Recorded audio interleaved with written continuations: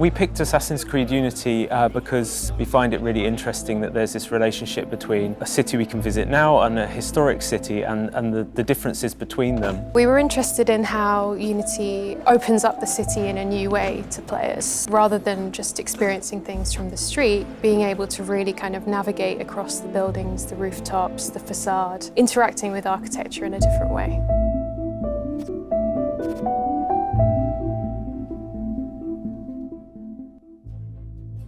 Video Game Urbanism is the name of our teaching studio, which is currently based at the Bartlett School of Architecture. We've been teaching this for a number of years now, working with students to promote the use of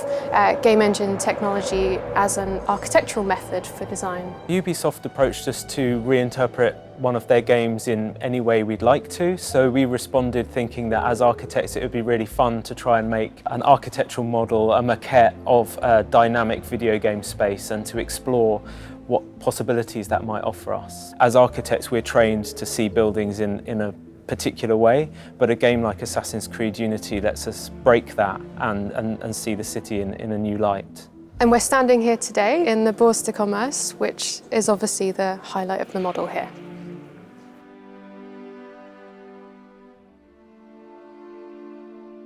The model is essentially a journey. What we did was to sample different areas of the city and we kind of decided to compress this together. It's a model that's through time and space, I suppose, and what we wanted to express through that is that the player is going to experience many different areas that have different architectural characteristics, and this is going to shape the way that they move through the city, but there's also a kind of consistency to the way that the player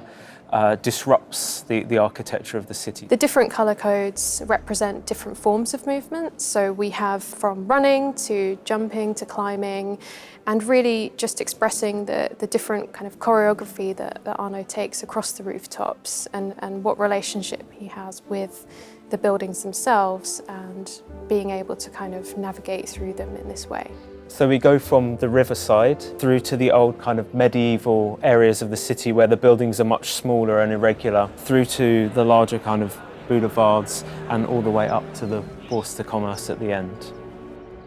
We picked the Aloe Blé because we think it was a really good example of a building that's use has changed maybe quite a lot from the game to the present day, even to the fact that it's got a new insertion in it from an architect that we really love, Tadao Ando. And I think for us it was a really interesting building to look at because of this reason, where we can find from the outside that there are a lot of historical connections that we can see in the game, yet the building itself has changed quite a lot in its interior form from the way that the player experiences it. So the process we took to actually construct this model was first and foremost playing the game ourselves, mapping out a route that we would take through the game, through these different districts. We then stitched together this gameplay footage that we took ourselves. A lot of it involved kind of standing in different parts of the city, taking screenshots, going up close to the buildings, and then really transcribing that detail into a digital model. When we were researching the game, we found it really interesting to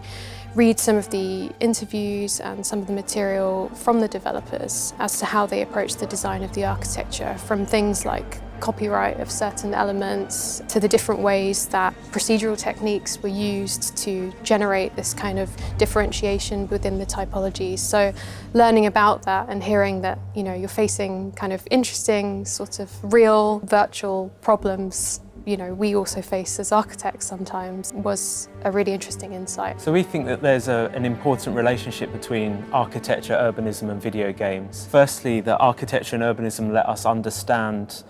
the forces that maybe shaped these fictional cities, how they came to be, what the player's status or role in the world is. And an understanding of how real cities are formed is often very, very helpful in being able to articulate that meaningfully in a fictional world as well. And knowledge from our field can also contribute to the ways that we understand how cities, civilizations, cultures and languages might have been formed in the past to inform any visions of the future that we might establish in game worlds today or set in different time periods as well. We also feel that games have the ability to reach people and to engage them in ways that architects can also learn from, because we work in a discipline that has certain legal boundaries and certain gaps between the people that make buildings and the people that use buildings, and we've always tried to express in our work that we could use games and virtual spaces as a way of breaking down those boundaries and inviting new audiences to participate in architectural design. In that sense, we really like the way that games are